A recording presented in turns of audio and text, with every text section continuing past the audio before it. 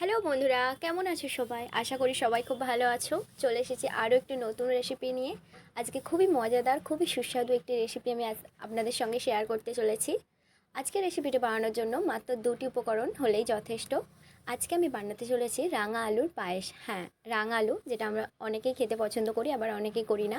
সেই রাঙা আলু দিয়ে আজকে আমি পায়েস বানিয়ে দেখাবো। তো চলো দেখা যাক। রাঙা আলুর পায়েস বানানোর জন্য আমার এখানে 250 গ্রাম রাঙা আলু নিয়ে নিয়েছি। রাঙা আলুগুলোকে আমি খুব ভালোভাবে ধুয়ে নিয়েছি। এবার আমি একটি পিলারের সাহায্যে এর খোসাগুলি আলাদা করে নেব। চাইলে বটি দিয়েও খোসা আলাদা করা যায়, তবে এভাবে করলে রাঙালুগুলি খুব সুন্দরভাবে খোসা থেকে আলাদা হয়ে যায়। রাঙালুর খোসা ছাড়ানোর পরে সঙ্গে সঙ্গে একে জলে ফেলতে হবে, নাহলে কালচে ভাব চলে আসবে, তাতে পায়েসের কালার বদলে যাওয়ার সম্ভাবনা থাকতে পারে। রাঙালুগুলি আমার ধোয়া হয়ে গেছে। এবার আমি একটি গ্রেটারের সাহায্যে রাঙালুগুলিকে এভাবে ছোটো ছোটো করে কেটে নেব। চাইলে রাঙালুকে সেদ্ধ করে নিয়েও পায়েস বানানো যেতে পারে, তবে দুরকমভাবে বানালে স্বাদ দুই রকম আসবে। সেদ্ধ করা রাঙালুর পায়েস একরকম খেতে হয়, আর কাঁচা রাঙালুর পায়েস আর এক রকম খেতে হয়।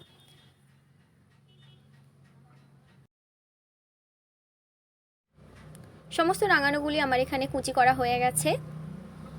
দেখতেই পাচ্ছেন দেখতে কতটা সুন্দর হয়েছে, একদম চালের মতোই লাগছে।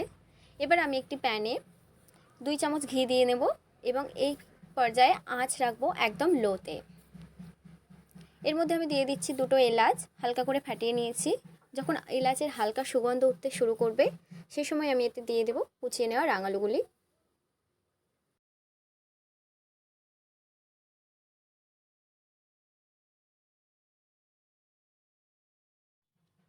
রাঙালুগুলিকে এভাবে ততক্ষণ নাড়তে থাকবো যতক্ষণ না এর কালার লালচে বাদামি হয়ে যায়। হালকা একটু বাদামি হলেই আমাদের হয়ে যাবে। দেখুন নাড়তে নাড়তে আমার বাদামি রং ধরে গেছে। এবার আমি এর মধ্যে ঢেলে দেবো 500 গ্রাম দুধ। দুধটাকে আমি আগে থেকেই ফুটিয়ে রেখেছিলাম।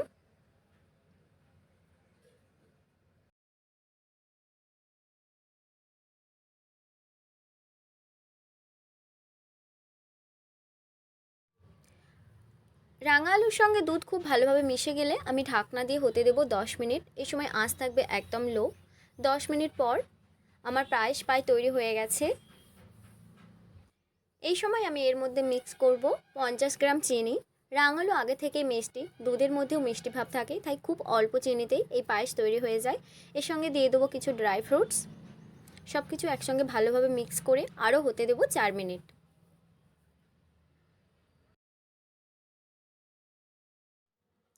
পায়েসটি তৈরি হয়ে গেছে। এখন আমি গ্যাস অফ করে কিছুক্ষণের জন্য রেখে দেবো। রেখে দিলে পায়েসটি আপনা থেকেই ঘন হয়ে যাবে।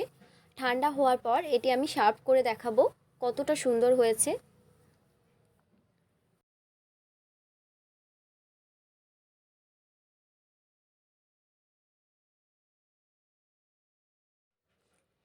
এখন আমি পায়েসটি একটি বাটিতে সার্ভ করে দেখাবো।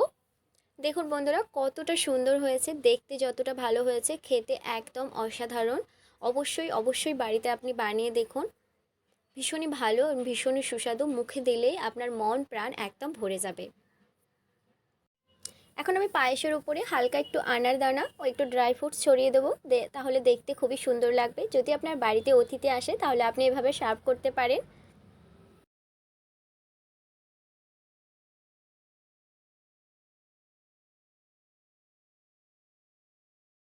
তো বন্ধুরা, এই ছিল আজকে আমার রেসিপি মিষ্টি আলুর পায়েস। ভীষণই সুন্দর দেখতে, খেতে। আপনারা অবশ্যই বাড়িতে বানান। আর আমার ভিডিওটি যদি ভালো লাগে তাহলে অবশ্যই একটা লাইক করুন।